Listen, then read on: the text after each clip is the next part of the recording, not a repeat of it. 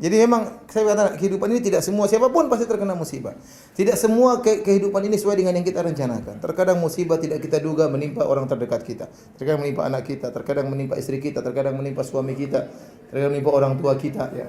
Maka kita harus siapkan diri untuk mental kita menghadapi musibah-musibah, hal-hal yang tidak kita sukai.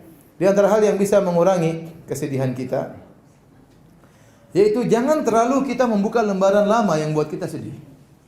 Contoh sebagian orang, ini kejadian, ada kawan istri saya, anaknya meninggal. Tetapi di Facebooknya dia tampilkan foto-foto anaknya atau foto-foto bonekanya atau foto-foto sepedanya. Jangan, itu membuat dia terus bersedih. Seharusnya hal-hal yang bisa menimbulkan kesedihan dibuang aja, enggak usah.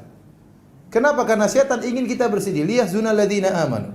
Setan tuh ingin agar orang bersedih. Kalau orang sudah bersedih berlebihan, dia susah untuk beraktivitas.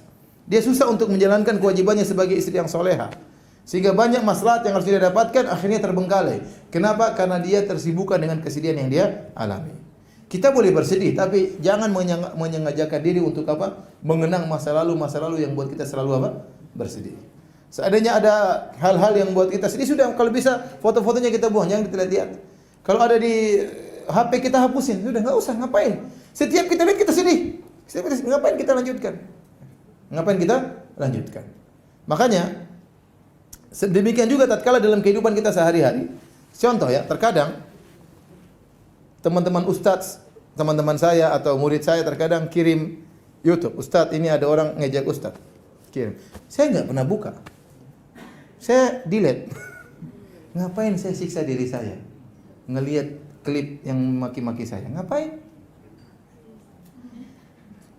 Ibu juga begitu. Kalau ada yang delete aja, bikin pusing, blokir. Apa susahnya? Blokir. Ini orang ganggu kita, blokir. Tapi jangan suami diblokir. Jadi ngapain kita susahkan diri kita? Yang menimbulkan masalah kita hindari. Sebagian orang sudah tahu kalau lihat begitu sedih dia malah ngelihat.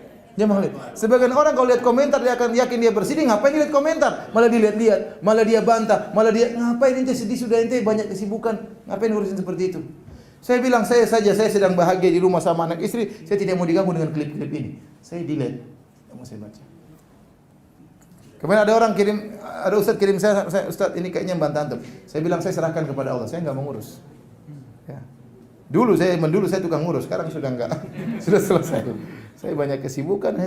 Ngapain kita buka lembaran-lembaran yang buat kita apa? Bersedih. Masa lalu sudah berlalu. Kebahagiaan kita belum buka, berarti bukan sama dia. Ada kebahagiaan yang lain Allah siapkan depan kita. Jangan kita kemudian putus asa, kayaknya kebahagiaan saya sudah hilang, tidak bakalan kembali. Allah masih berikan kebahagiaan yang lain. Emang kebahagiaan kita tergantung sama dia? Ya. Ada orang tidak dapat cintanya, patah hati. Cinta pertamanya sudah pergi diambil orang. Mau diapain? Tidak bahagia. Seumur hidupnya pikir itu perempuan terus. Ya akhi subhanallah. Banyak kembang-kembang, banyak bunga-bunga, banyak di mana-mana bunga ini, bunga merah, bunga hijau, bunga macam-macam banyak sekali. Ngapain kita mikirkan kembang yang sudah layu diambil orang? Sudah ngapain?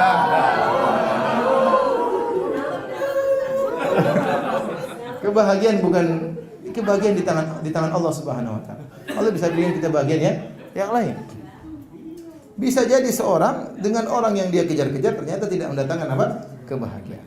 Oleh karenanya yang hal-hal yang bisa membuat kita menderita, sengsara, sedih, kita hilangkan.